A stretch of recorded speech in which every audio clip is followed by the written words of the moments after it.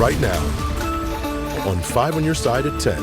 Tonight, getting answers. The I-Team finally gets Kia to go face-to-face. Why weren't these cars outfitted with anti-theft technology? And why did it take so long to fix it? And tonight, teenage crime spree, breaking into cars and starting a police chase. We're all scared out here because they keep hitting our complex. And one teen is an escape artist they've been trying to find. But first tonight, a noisy late night for some, where showers and thunderstorms are now, and when part of our area may hear thunder rumble. It is dry in downtown St. Louis right now. That is about to change. Good evening. Thank you for being with us. I'm Ann Allred. And I'm Mike Bush. Let's get straight over to Weather First Chief Meteorologist Scott Cottle, who's tracking the timing of overnight storms. And the timing on that pushes it really towards 2, 3, 4 o'clock in the morning as we're watching what's down in Arkansas right now. But around the St. Louis area, temperatures cooler today. We've been tracking a couple of lighter showers down to our south, more on the order of just sprinkles here, and they're racing off towards the east and northeast, so over by Salem, Nashville, Illinois. But then you go farther south and we find our strong thunderstorms across parts of Oklahoma trying to push into southwest Missouri. That's the weather system we will be tracking overnight into tomorrow morning. We think the greatest threat of severe weather is going to be south of this boundary, which is south of St. Louis, so closer to the Arkansas border overnight. But some of us will hear thunder, and there may be some downpours as this slides on through too. We won't be dealing with winter weather around the St. Louis area, not quite cold enough for that. So showers will be scattered around, some thunder late tonight along about 3, 4 o'clock in the morning. The strongest storm should stay closer to the Arkansas border, and it's colder tomorrow and Friday. More on that and who sees the winter weather in a few minutes, Ann.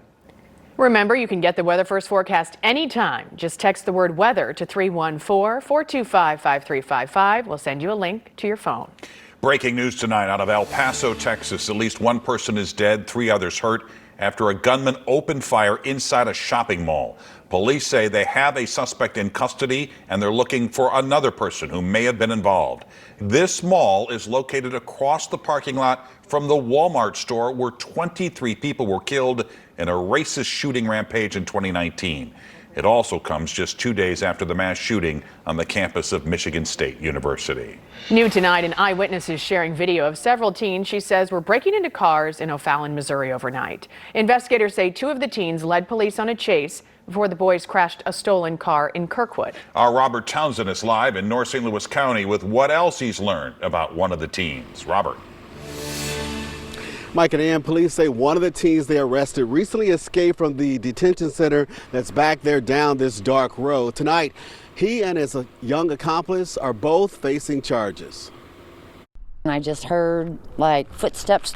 A startled Dia West Hughes then stepped out onto her deck. And I saw a bunch of what looked like kids to me. Kids, police say, were up to nothing good shortly after 1 a.m. Wednesday. West Hughes called 911, whipped out her cell phone, and recorded what she says were 3 teens trying to break into cars at her apartment complex in O'Fallon, Missouri. I only saw them actually get into one right there, but they were trying every single car. She says the young would-be car thieves targeted the rear section of the complex that's off Southern Side Lane. I'm absolutely shocked.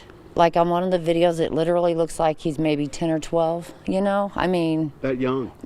He just looks like a baby. She says when the teens saw flashing lights from police cars, the 3 ran. There, the cops were already pulling up, and they started their chase. Police say the teens sped off in a Kia Forte stolen from St. Louis County. Officers chased them. Investigators say the pursuit finally ended at I-270 and Big Bend in Kirkwood, but only after the car went airborne, hit several curbs, and crashed into 2 power poles. Scary. Almost all of them, it seems like, are juveniles. Police say the 2 16-year-olds tried to keep running but were arrested. They tell us one of the boys escaped from the Division of Youth Services facility in North St. Louis County a few days ago. So I just hope to God somehow this is like a learning experience for them. Police tell us the two teens were taken to a hospital for treatment. Now, I reached out to this state-run detention center for their reaction. So far, I've not heard from them. We're live in North County. Robert Townsend, 5 on your side. Tonight, a suspect in an attempted carjacking is dead. St. Louis police say he was shot and killed by the intended victim. The shooting happened early this morning north of downtown at the Zoom convenience store on North Tucker. According to investigators, they recovered a gun from both the victim and the suspect. He has not been identified. To help protect customers, police are now posting flyers with safety advice at gas pumps. We ask that everyone be mindful of their surroundings, take their key fobs with them while they're at the gas stations, because there has been somewhat of a spike in these type of incidents at gas stations citywide. Police are also utilizing extra eyes. Mobile security cameras and canine units are posted at gas stations across the city. Tonight, for the first time, Kia is answering questions about the soaring theft of its cars. Since last summer, our I-Team has been covering the crime spree that's left thousands of drivers without their vehicles. Tonight, in a 5 on Your Side exclusive, our Christine Byers asks if the company is doing enough. It's been going on for more than a year. That theft is connected to the rash of Kia and Hyundai thefts by a group called the Kia Boys. Thieves showing how easy it is to steal some Kias on social media. Now the automaker has announced a free fix for drivers whose cars have become sitting ducks. Why did it take so long? We're talking about a large collection of vehicles that use different software systems, that use different technology, use different vendors and suppliers. Kia spokesman James Bell says about 4 million vehicles were built without engine immobilizers between 2011 and 2021. Cars that have them won't start without reading a computer chip in the key. It's standard on almost every vehicle except some makes and models of Kias and Hyundais. Why wasn't this technology included on these vehicles from the beginning? All of our vehicles are built to what federal mandates and standards are. It's just not, immobilizers are not mandated by the federal government. Bell says all Kia dealerships should have the technology fixes, and the automaker is handing out stickers to put on windows to show thieves the cars that have them. Millions of Hyundais are also affected by the technology gap, and that automaker is also rolling out free engine immobilizers. We asked the company for an on-camera interview, but a spokesman declined. To learn more about how you can get an immobilizer, go to KSTK.com. Tonight, a woman is dead. A man in the hospital after a double shooting in North St. Louis. The shooting happened around 6:30 tonight on Margaretta near Shreve in the Penrose neighborhood. We talked with police about 20 minutes ago. They did not have an update yet on the man's condition and no word yet on what led to that shooting. In the span of 24 hours, a GoFundMe page has raised more than $112,000 for a Missouri man wrongfully convicted of murder. Lamar Johnson walked out of jail a free man yesterday after a judge threw out his murder conviction from 1995. The Missouri Innocence Project set up the fundraiser because Johnson will not receive any compensation from the state. We have a link at KSTK.com. The St. Louis County Library System is gearing up for a Black History Month event that will feature a former inmate turned author. Yeah, Bobby Bostic was released from prison 3 months ago. As Brett Solomon explains, his story inspired library staff when he took the initiative to reach out to them while he was still behind bars. In prison, I had hours upon hours to read. 44-year-old Bobby Bostic grew up in St. Louis's Walnut Park neighborhood. At 16, he was sentenced to prison for his role in an armed robbery. While locked up, he relied on drugs to cope until he discovered a passion: reading. This became my high. Like right now, I haven't got high in 22 years, but if I pick up a book, I can get high. It's an intellectual high. One day he got inspired to contact the St. Louis County Library to boost the book options for inmates. He wrote a letter. I've started a book club as well for men in prison to rehabilitate themselves. Library Director Kristen Sorth opened it. I immediately walked into our deputy director's office and I handed him the letter and I said, we should figure this out. It sparked a movement. The library began delivering more books for inmates in the county and strategized how to become a bigger resource. We've been able to assist over 700 people with getting their warrants addressed and quashed, and so it really set us on this path. Now the library wants Bostic to pay it forward. He will serve as a Black History Month panelist later this month, highlighting his work as an author. He hopes he can inspire those the same age as he was when he made bad decisions. It ain't worth stealing cars, whatever you are doing, because all you gotta do is work, get a job. But I can't just tell them to get out the streets and that without giving them resources. Here go housing that's available. Here go education, scholarships, trade, whatever you want to get. Brent Solomon, 5 on your side. Bostic's Black History Month presentation will happen at the County Library System's Florissant Valley branch on February 27th at 7 p.m. To learn more about Black history in America and here in St. Louis, and to learn about events happening around town this month, just text the word history to 314-425-5355 and join 5 on Your Side at the Missouri History Museum on February 23rd. Kelly Jackson and Brent Solomon, will host Race, Listen, Learn, Live. It's a panel discussion with local athletes, business professionals, and students. The free event starts at 5:30 for happy hour, followed by the panel at 6:30. He was hit by a car and thrown into the air. The reason he wants you to see the rest of the video.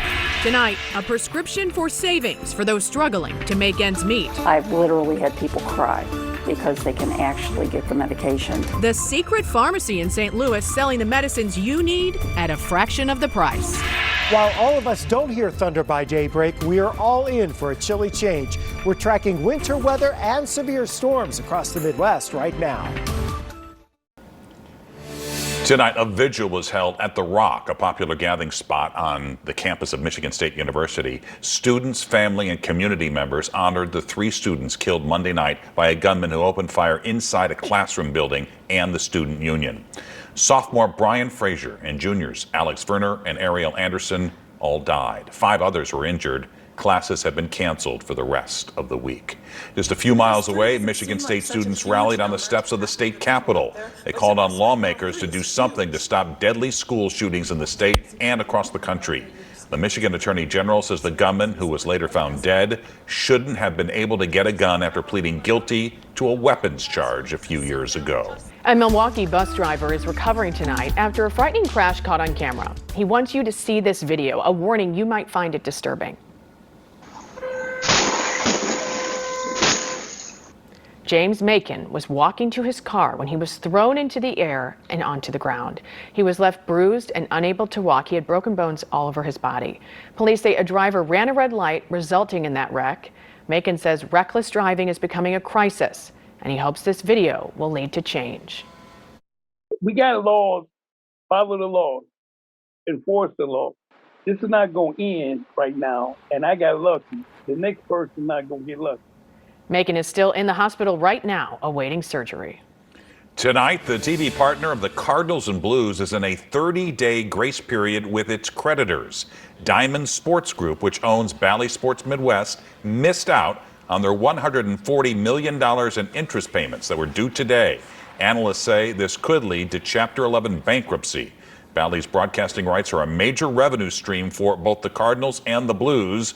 Both teams have said this could lead to short-term pains, but could ultimately improve viewer access to games. People who battle chronic illness or diseases know all too well the high cost of life-saving medication is a major barrier to getting better. But as the marketplace widens, there are more choices, and even a secret pharmacy in St. Louis. Michelle Lee reports on ways you can pay a fraction of the cost for prescription drugs in tonight's Making Ends Meet. It's no secret the price of prescription drugs is costing people more than just money, as millions struggle to pay for life-saving medication. What about people that can't afford it? Take the diabetes drug Ozempic. It costs more than $300 with insurance. Without it, up to $1,000, even at cost-saving pharmacies like Amazon and Costco. The issue itself is a national crisis. But Big Pharma has been unfairly charging people hundreds of dollars, $400 to $500 a month. The Biden administration just capped the cost of insulin to $35 a month for seniors on Medicare. But there are millions of other Americans and thousands of other ailments. So the Panretin actually is over $5,000 you would get from a retail pharmacy, and we have it for $100. Enter RX Outreach. This is Ariel. How can I help you? It's a nonprofit online pharmacy based in Maryland Heights. One of the problems we face is that we're a secret. We're a best kept secret. Julie Erickson is the CEO. She took us up and down the aisles, showing us drugs like Pinretin, an HIV cream they sell for 50 times less than its retail value. An extreme example, but still one of many here. Do clients and patients go, this is too good to be true? People are always very nervous about that. We're accredited, we're licensed in all 50 states, so we have a lot of credentials backing us up. The nonprofit buys generics with donations and works with drug makers. It claims to have helped more than 500,000 people save more than $1 billion and has signed up 1,000 new clients in the last several weeks as inflation hits families hard. Just think about it, a mom not taking her diabetes medicine because she wants to feed her kids. I literally utilize them to help keep my house afloat. Helen Mohan learned about RX Outreach in 2005 when her husband became ill. Yes, ma'am. You want to refill a prescription? When she became widowed 6 years later, she went from patient to employee. I'm 75 years old, and I never leave this place and not feel I did something really good for someone. RX Outreach is just one solution, but it serves as a reminder that if you don't like the price of your pills, it is absolutely worth shopping around. I've literally had people cry because they can actually get the medication. It's worth looking into. Michelle Lee, 5 on your side. Now, RX Outreach is designed for those who don't have insurance or are underinsured. To find out more about the program, text the word MEDS, that's MEDS, M-E-D-S, to 314-425-5355. And if you have a current prescription, it's typically very simple to transfer your pharmacy to save money. Such important, valuable information from Michelle. Let's get back to Chief Meteorologist Scott Connell with the Weather First forecast. Scott? You know, a lot going on here in the next 24 hours, and that started really today. It was 70 down in Farmington, 71 in Perryville. Now you're down into the low 50s. Metro area temperatures, they've backed down into the low 40s now. And look, from Pittsfield to Warrenton back to Columbia, it's in the 30s. Litchfield is there too. Colder temperatures to the north of St. Louis. I think we're going to steady out about where we are right at this point for the remainder of the night. We're at 42. Our high was 59 today. And we have clouds that have rolled into St. Louis. There's also a couple of little spritzes here. It's kind of scooting by to our south. This really doesn't amount to much, but just the precursor of what's going on with this system that's mainly down to our south. The big focus for thunderstorms, that will be to our south. The focus for winter weather, that's going to be to the north. We're sandwiched in the middle. Yes, we'll have some unsettled weather, especially later tonight into early tomorrow. But for the most part, we're not seeing anything that's overly impactful. That's not the case here across Tennessee. Some stronger storms developing. That one east of Memphis with a severe thunderstorm warning on it. We also have some severe thunderstorm warnings along these thunderstorms that are going across Oklahoma, trying to push into southwest Missouri. These storms will come right along this boundary, which is south of St. Louis as the storm system moves northeast. And so as we head towards 2, 3 o'clock in the morning, we should see a bit of an uptick in the precip breaking out across the region. Strongest storms, again, down towards the Boot Heel, along the Ohio River. And then as you get closer to St. Louis, maybe some rumbles of thunder. Unlikely we would see severe weather anywhere close to St. Louis. And most of it kind of slides by 7 o'clock tomorrow morning. So we'll pick it up as we go through tomorrow morning. Scattered showers will move away. Then we have the chance for some snow showers. Could there be a little dusting on the grass up towards Pittsfield and Bowling Green? It's possible. It's not likely, though, because temperatures are still expected to be above freezing. And in St. Louis, we'll slowly drop into the 30s tomorrow afternoon with the gusty winds.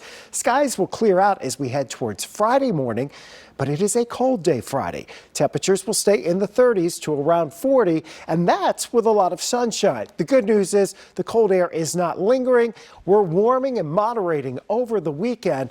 So if you're headed down to Soulard for the Grand Parade on Saturday to celebrate Mardi Gras, it's chilly in the morning, in the 20s, but back into the 50s for highs in the afternoon, close to 60 on Sunday. We'll get through those showers late tonight, early tomorrow morning, maybe some rumbles of thunder. Any severe weather should stay well to our south, and any impactful winter weather stays well to our north. So we're right in the smooth zone. We're in the sweet spot, yes. Yeah. Thanks, Scott. Well, all right, Frank is next with sports. Mike, the Billikens were trying to win their 17th tonight at Shavitz. And down in Jupiter, the past of Cardinal baseball hooked up with the future. You're going to love this. We'll be right back. Sealy, plus a free adjustable base. Shop Mattress Firm's President's Day sale today, because this winter, the only thing better than making plans is sleeping through them.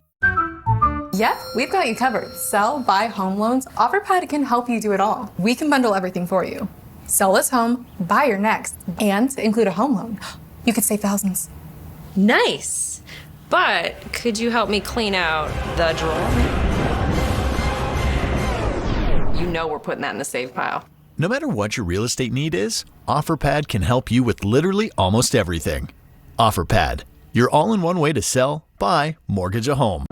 Tomorrow on Today, presidential candidate Nikki Haley one-on-one with Craig Melvin in an exclusive network interview. Her plan to challenge the former president and appeal to a new generation of voters. Tomorrow, only on Today.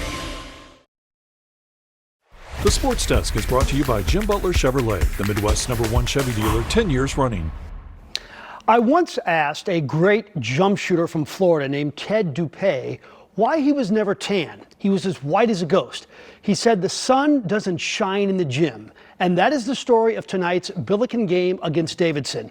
You see, Gibson Jimerson of the Bills is fanatical about getting his shots up every day, and tonight he reaped the dividends. First bucket may have been the best. Yori Collins, TJ Hargrove, and on to press row. Time for Jimerson.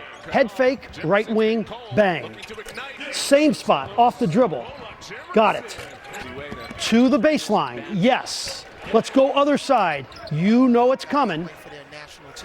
Second half and some history.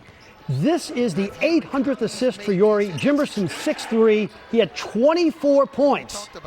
And here was the big bucket late. Yori's 11th assist on the lob to Francis Okoro, and the Billikens win it 78-65.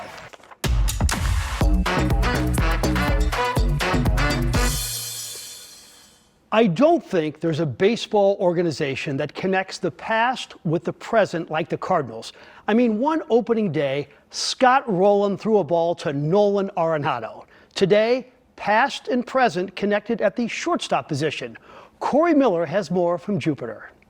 This sign really says it all. Ozzie Smith is the pinnacle of infielding. Cardinals top infield prospect Mason Wynn grew up idolizing Ozzie as a kid, and the pair finally got to meet today, appropriately, at the Land of Oz. You walk back on the fields and you see that sign that says, "Welcome to the Land of Oz." What does that do to you? Well, of course, it brings back a lot of wonderful memories and stuff. Most of my spring training was actually done on the other side in St. Pete. But to have a field dedicated to you is always very, very special, and it meant you did something right. Nah, yeah, Ozzie, I grew up wearing #1 my whole life, so it's a shame I can't wear it in this org, but it's nice that he's the guy that retired it, so I get to, hopefully follow in his footsteps and be the next Cardinal great. A little Ozzie style, maybe my first debut, busting a little backflip behind the mound, but now, yeah, it's something I think about a lot, something I can't wait for it to happen. I mean, walking out to Busch Stadium in front of those fans, I mean, I know it's going to be something special, something words really can't even put it in the description. I mean, I already know my heart's going to be jumping out of my chest, nerves going to be crazy, but I'm going to try to go out there and compete for sure. With a jam-packed Major League middle infield of Tommy Edman, Paul DeYoung, Brendan Donovan, and Nolan Gorman, it could be tough for Wynn to break camp with the big club. But don't worry, he's coming. Reporting from Jupiter, I'm Corey Miller, 5 on Your Side Sports. Great stuff, Corey. SLU unveiled something called the Billiken Victory Fund today. It's about name, image, and likeness. It's about improving the lives of St. Louis University athletes. They've put together a 6-person board. They meet regularly, and they determine how to distribute the money.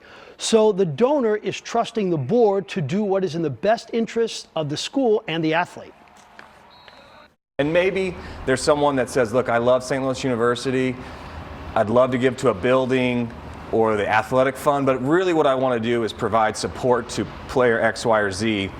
And our organization, our collective, is the best way to do that. You gotta fight for your right to play.